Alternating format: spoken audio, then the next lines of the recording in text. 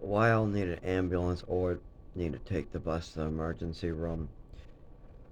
So, all morning I've been having trouble with my muscles in my arms and legs due to the pre existing condition and the mold building up. We have black mold really bad, and when we close the windows, we get incredibly sick. But me and my roommate both have pre existing conditions. So, I just try to pick up the phone to check through some phone numbers and play a game that just requires no looking at the screen. You just select a couple numbers to run with the pickle, and then those numbers correspond with a weapon or a device like a helmet, and then it runs itself. Now, if you want, you can use just your thumb to move the pickle, but if you want, you can just leave the pickle to defend itself, and if you pick the right items, it survives. If you pick the wrong items, you lose, and you don't even have to look at the screen. You can look away and let it run and see if you won later. That's the game I use now because it's good with my nervous system fucking up so much and with it getting worse every year because I haven't got treatment or got a diagnosis in 25 years. And my mother tried to hide this from other people, and then she made up stories about me to try to make sure I could never get medical care for this, or nobody would ever listen. Anyways, my whole body spasmed, and I'm getting nauseous. I'm getting a headache. I'm also feel like I'm gonna vomit. I felt like this all morning because the windows have been closed. I'm gonna take a Zofran because the doctors have given me Zofran for the everyday vomiting. Now, the mold is making my vomiting much, much, much worse. But I've had stomach issues ever since the extra Epicac my mother gave me, and I've had eating problems ever since they gave me a double dose of medication and breakfast in the orphanage. My mother gave me an overdose of medication as a child and never got me help for it. She gave me an Epicac punishment as well. And then on top of this, food poisoning in New Mexico, I had a lot of eating problems thanks to those people poisoning me in those ways. So, yeah, I have stomach problems in general, but this mold is making it. Fuck, I need a Zofran. Making it worse. And that's the idea. Close the windows like everybody else is allowed to do. And as we get really sick, go to the hospital. When we get back from the hospital, open the windows back if we have to. But we can't live with our windows open year round. It rains, it snows, it gets cold. We cannot live year round with the windows open. And it took us 3 years to realize the reason why we get so much sicker is because when we close the windows, the mold builds up. We knew that we had a mold problem, but we did not know that it was making us this sick. We've never been exposed to this much black mold, so we didn't know what it feels like. Well, now I know what it feels like to die from black mold exposure. I know what it felt like to die from an overdose that your mother gave you. I know what it was like to take an extra bottle of Epicac. I know what it's like to be choked all because you didn't want to eat rotten food. I know what it's like to be forced to eat chunky milk and rotten eggs and rotten meat. I know what that's like to be forced to eat rotten food. I know what it's like to be left in the cold until you freeze to death.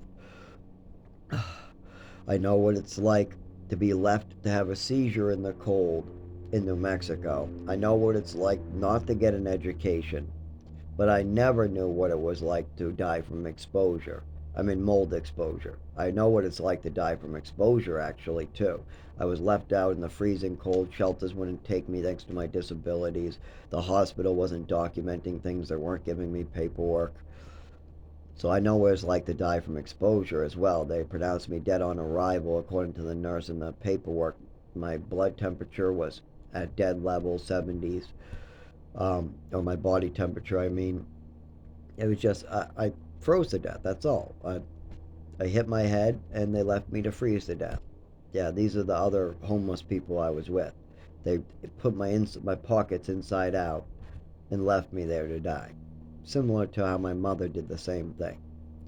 She gave me an overdose, left me to suffer with no feeling in my tongue, hands, couldn't stand my nervous system getting fried. And then I'm homeless in the cold, I fall, hit my head. These people run my pockets and leave me to die. I've been left to die several times. That is why I have so many health issues. People keep on leaving me to die. My mother did, my father did. I mean, they've even double dosed me in an orphanage with the same medications twice during breakfast. I mean, this is not stuff that children should be dealing with, but yet lots of children who were born orphans or were taken from their mothers and fathers have to deal with this. Jasmine had to deal with it. I had to deal with it. Angly Beth had to deal with it. It's really common, and it shouldn't be. And it's really common mostly in Massachusetts. It's a big Massachusetts problem. The doctors and the pharmaceutical companies have repeat business like crazy. They've built a system where they can just make shitloads of money, tax the taxpayers to make people crippled. First, the taxpayers pay to have these children taken from their mothers. Then the taxpayers pay to have these children looked at for 1 hour, like a month, by a psychiatrist at the age of 5 in an orphanage. Then the taxpayers pay for drugs to be given to these 5-year-olds. Then the taxpayers pay for these kids to be brought to foster homes and other doctors and other schools and things like that. Then the taxpayer pays a lot of money to these foster parents or in Social Security or things like that, which require these foster parents drugging their kid and putting them in hospitals for little stuff that every kid does. You know, a normal kid like my nephew brings a lighter to school at age 5 or plays with matches, and you give him a talking to, you spank him, he doesn't do it again. But somebody who went through an orphanage like St. Anne's and is in the foster system, we get put in a hospital for 30 days, held down, injected with drugs like Thorazine and Benadryl, beat up, thrown around, strangled with our own arms. Well, that was in New Mexico. They usually just throw you to the ground face down in these other places. They deprive you of any comfortable living situation. Your mattress is made out of rubber, your walls are made out of stone, and everything is cold. And they're giving you drugs after drugs after drugs after drugs. This is what is done with us with normal stuff. Normal stuff. We're too hyper, they drug us. We win a swimming medal, we have attachment disorder, they drug us. We can't concentrate, they drug us. And that's how it starts. And then they give us more drugs as the side effects come on. Like, for instance, Ritalin and Adderall can cause lack of appetite. So people who take that drug sometimes lose their appetite, but then they'll blame that on another illness like anorexia or some other made up illness. And then they'll medicate you for that. Then that medication will be a downer or something and cause you to get drowsy. Then they say you can't pay attention, so they up the Ritalin. Then that causes more, like shakes. Well, now you're shaking, so they say you have anxiety. And your heart's beating weird from the Ritalin too, because it's an upper. It's basically meth in a pill form. So now your heart's beating weird because you're on too high a dose as a child. But now they call that anxiety and they give you Xanax. But then the Xanax and those type of drugs can cause impulse control issues. Children that are on Xanax have problems with stealing and impulse control. Even adults. I've seen at least 20 different adults called Klonopins kleptopins. Or they say that if you take an Xanax, you fight in no time. It's fighting pills, like alcohol, because it affects the same part of the brain. Xanax and Ativan and things like that can affect the same part of the brain as alcohol. Works the same too. So think of it that way. If you're giving your child Xanax, you're giving your child alcohol pills. And now they don't know how to act. So what do? Now you give them antipsychotics like Seroquel and Thorazine. So now they're a drooling mess all the time and their nervous system isn't working proper. Now they're not getting good grades in school, so you're going to call them slow. They're doing this to a lot of orphans that are born normal. Some of the people need these medicines, but if you ever spent the time really looking at these kids in the orphanages, they start out very normal, but as more and more drugs be forced into them, they get more and more sick. You got normal kids taking drugs they don't need. Lots of them. Lots of these kids with no parents or foster parents have to take drugs they don't need. And if you get a crazy mother like I had, who enjoys making up mental illnesses, that wants your kid on every pill imaginable without even knowing why. My mother wanted me on Zyprexa, and she wanted me to make up stories about being, what's that, schizophrenic, all because she wanted a thrill. That's my mother for you.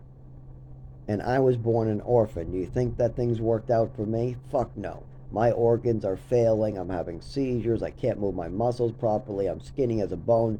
I've been skinny as the bone for 25 years. I was good weight until I left the orphanage and they continued drugging me. Then I just couldn't eat. Then in New Mexico, they're strangling me around the neck because I won't eat rotten food that just gave me food poisoning. Stuff like that. It's fucked up.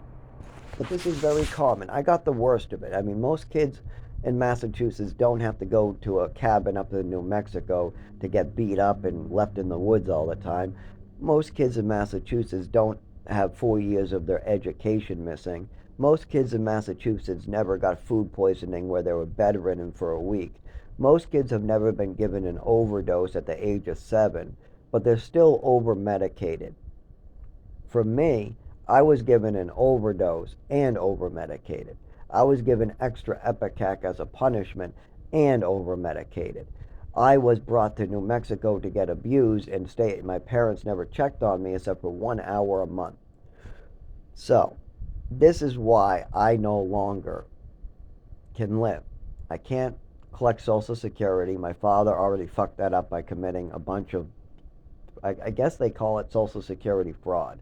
Or, I mean, that's the word for it, I guess. I mean, I don't really like calling it that. That's because I really like my father. I do. I think that my mother lied to him a lot. And he was just, well, he has a lot of problems too. He lets his wife go off the rails quite a bit, and there's no excuse for that. Letting your wife cripple a child, there's no excuses. I mean, I was dying on a pile of newspapers by his feet. There was a very good chance I was going to die that day. And I woke up with permanent damage to my body that still hurts me today. There's no excuse for that. And then trying to hide it and make sure I can never get medical care, that's fucked up. Then fucking around with Social Security so that one day when I need Social Security because I'm in a wheelchair, I can't collect it because you guys lied so much, that's fucked up. Stealing my Social Security, getting me thrown out of the program that was helping me, that's fucked up. Messing around and inappropriately misappropriating funds from Social Security, that's fucked up. My mother dying of liver failure while I have to watch her pop my pills and drink booze, that's fucked up. Wicked fucked up. Then my father ignoring all these red flags, jumping in the bed with another woman, and then just letting drugs come into the house again, pills like crazy, Percocet, Xanax, all different types of controlled substances that don't belong to a single person living there. Actually, they belong to somebody who no longer exists on this earth that can't even, I mean, if she says she was holding them for her husband, that would be a lie. There's no good reason to have those medications. But yet I made a bad decision after she made that bad decision because I was all fucked up in the head thanks to my mother and father. But luckily, I unwound myself. I have clear thinking now. I need medical care. Then I need to go to Social Security and collect my Social Security, and then I need to go back to work and work real hard. And I need to do this in a warm climate. It's that simple. I'm not running from my problems. Fuck no. But I'm also not going to go along with no fantasies. I'm not going to admit to something I did not do. There are facts here. There are things going on. There's context here that my father's hiding. Like my mother's drinking, my mother's smacking around of me, my mother's inappropriate control of my medications, giving me extra Epicac as a punishment, giving me an overdose at age 7, trafficking me to Texas, getting abused in New Mexico, bringing me then to Maine and trying to homeschool me, then moving me to Massachusetts and trying to homeschool me until they have a different school, then another school not teaching me anything and scamming my parents, and me and multiple Me and multiple other students there got no education for the full year. We got to play Yu-Gi-Oh, Wiffle Bat, and we got to play with toys for the entire year. And other kids spoke up, just like I did, and their parents or the people that were working with them afterwards shut that school down. My parents did not care one bit that I told them that their son came up to them and told them that there was no classes and that they got to play toys all the time, every day. Then my parents called the school punished me, all the kids made fun of me, yelled at me, hated me, and then my parents never did another thing to help me. They just let me go back to the school and not do classes. They were told there's no classes, and they let me go back to this school. They had no concern if I got an education or not. They didn't want to follow up questions, and I literally had to get punished once again for my parents' behavior. Once again, I'm getting punished by the teacher up in class because my father called because I snitched on the school. This school only had 16, no, less than that, probably 12 kids in my class, and none of us did a single class that whole year. So I'm not the only one. That was a great class. That was a great school, huh? Play with your toys for a whole year? Fuck that shit. It was a scam. The teacher wasn't even in the classroom. She would leave every single day. There was no teacher. I ran that classroom. I did. I had the best Yu-Gi-Oh cards. So I ran things. That's fucked up. No child should be left in charge of a classroom of 12 kids. But yet, we loved playing Yu-Gi-Oh! So we all sat down on the carpet and I controlled the games because I had the most cards because my father bought me the most toys. Yes, my father did spend a lot of money on toys. I didn't get what I needed. I did not get an education. I did not get clothing when I needed them. I did not get food when I needed it. I got food poisoning in New Mexico. I got made fun of because I had no clothing in Haverhill. I literally, I got no education in New Mexico and while I was living in Chelmsford. So we have total missing of education. So I didn't get what I needed as a child, like medical care. I was seizing, bumping into things, falling down, and I never ever got to see a neurologist and spend any years looking at my nervous system and that overdose I experienced at age 7. If we had gone over that overdose and the symptoms that I was mentioning, loss of vision, the numbness in the hands, the lack of ability to talk in my tongue, the dizziness, the not able to stand up, if they did give me medical treatment for something that is so severely needed, then I wouldn't be having the problems today. But my mother tried to hide this and made sure that the only medical treatment I could get is psychological medical treatment that was based upon my mother's fantasies. If I wanted fantasy medical treatment, my father would fund it and my mother would make up stories for me. And that's it. Then I would get a bunch of drugs. Still to this day, it's easy for me to get drugs, but it's hard for me to get diagnoses. If I want to go into a psychiatrist, I could get drugs real easy. But that's not what I want. I don't want any motherfucking drugs. I need a diagnosis. That's it. And that's all I want. I want to get better. That's all. But see, my father, he wants to avoid responsibility. He wants to spend his money. He wants to spend, his new wife wants to spend his money. And they want to avoid responsibility as much as possible. So if you talk to my father or his wife who likes to pretend that she's my mother, if you talk to them, they'll make up stories that help them avoid responsibility. Meanwhile, if you talk to me, you just get information and context. It doesn't help me at all. All it does is help you understand my illness. Meanwhile, my father and mother, they'll come up with nonsensical fantasy after fantasy to try to make sure that they don't have to listen, learn, or even do a damn thing to fix their mistakes. Because if they had any responsibility in this, oh no, they got to run away. They got to spend all their money avoiding responsibility. They already lawyered up. They've already called my doctors and told them to stop helping me. They've already made up stories. They're already on evasive action mode. They're already trying to weaponize my doctors to get me hurt. I'm not even kidding. This is my family. They weaponize doctors and they try to do as much damage to my body as they can with a phone.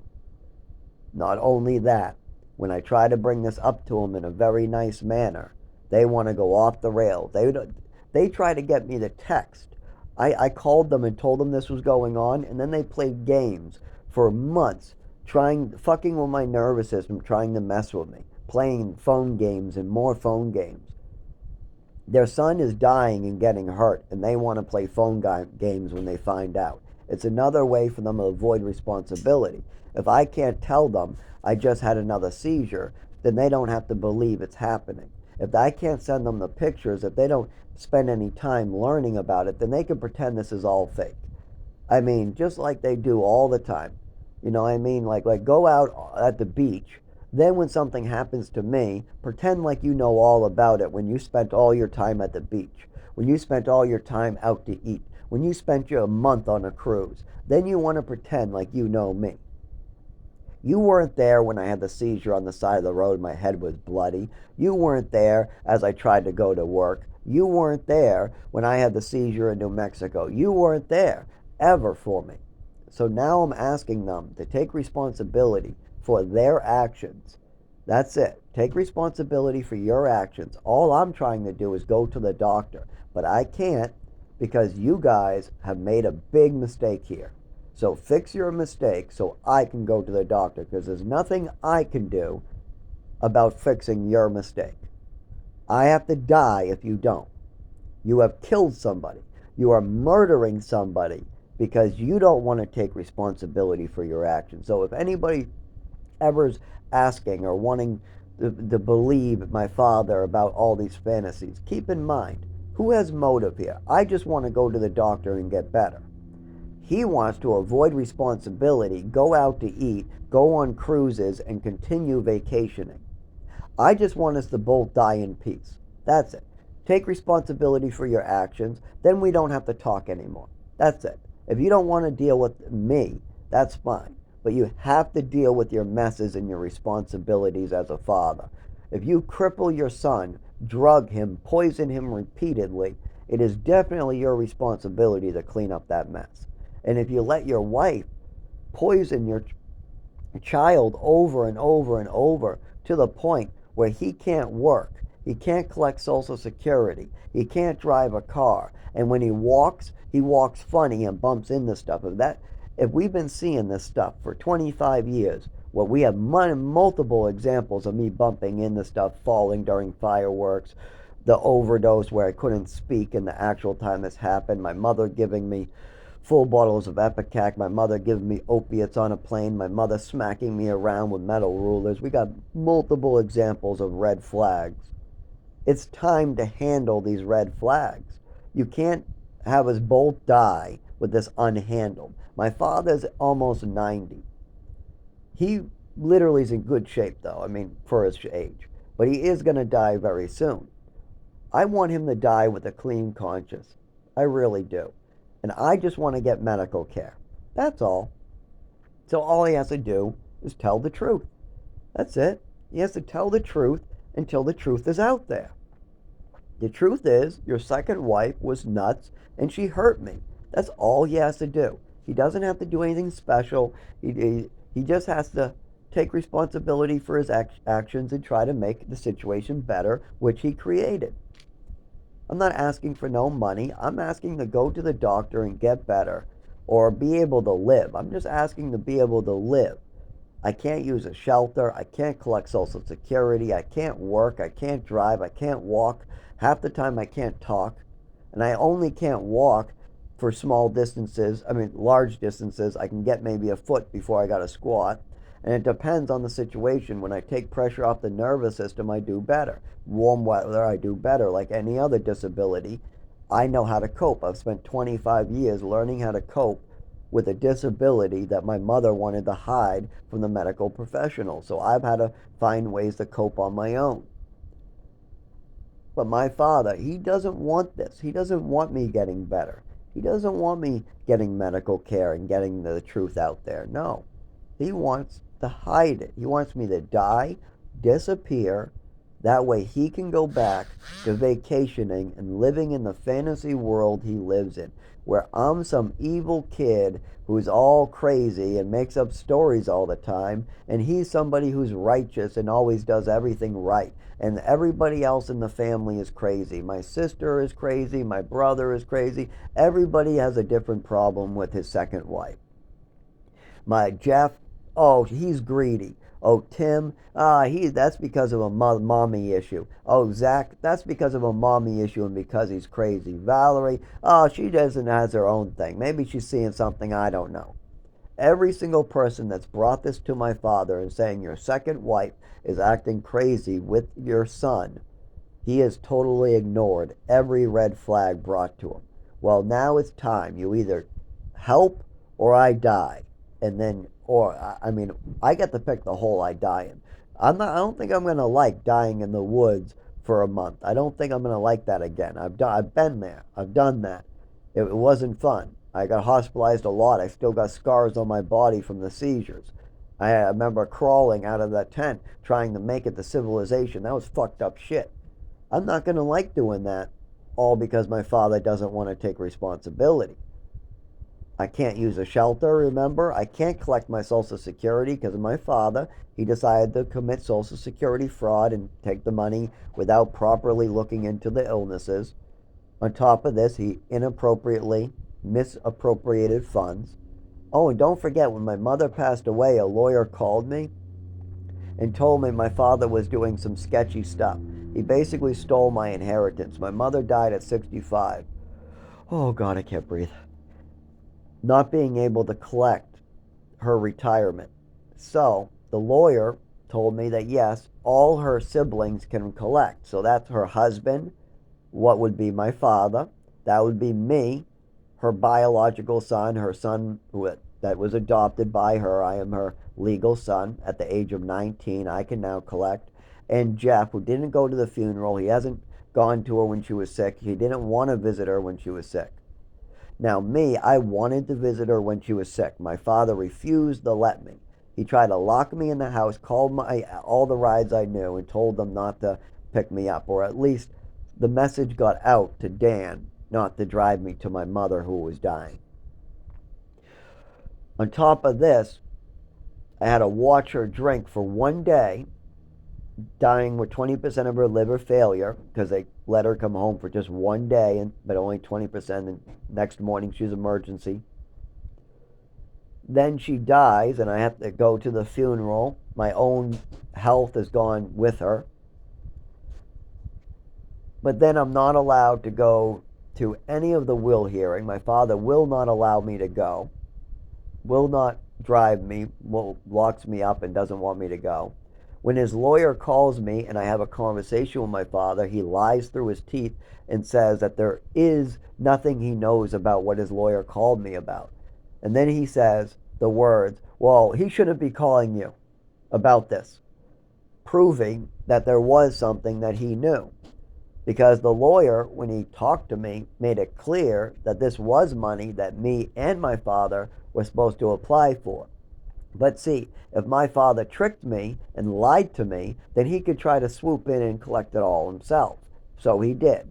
He lied to me. He manipulated me. He kept me from getting any transportation. He kept me from seeing my dying mother. The only memory I have of my dying mother left is her trying to drink martinis first thing home with 20% of her liver working, and my father in the kitchen allowing it, and me having to tell him it's wrong. And now he's swooping in to try to take my inheritance that we're supposed to share. Legally, if I showed up with him, that money was supposed to be split between us. It was supposed to be there. I was supposed to be there. His lawyer knew this. My father knew this. But my father lied and said he knew nothing about it. He knew all about it. He knew exactly how to do this. This isn't his first wife dying. This is the second wife that my father has lost. He knows how to do this stuff. He knows what's going on. I'm the newcomer. I'm 19. All I know is that that lawyer called me with some important information, and now my father is lying through his teeth. That's all I know. He stole my inheritance. He lied to me and manipulated me. That's theft. Absolutely. Because for him to accomplish that task wasn't easy. He had to keep me from caring about my mother.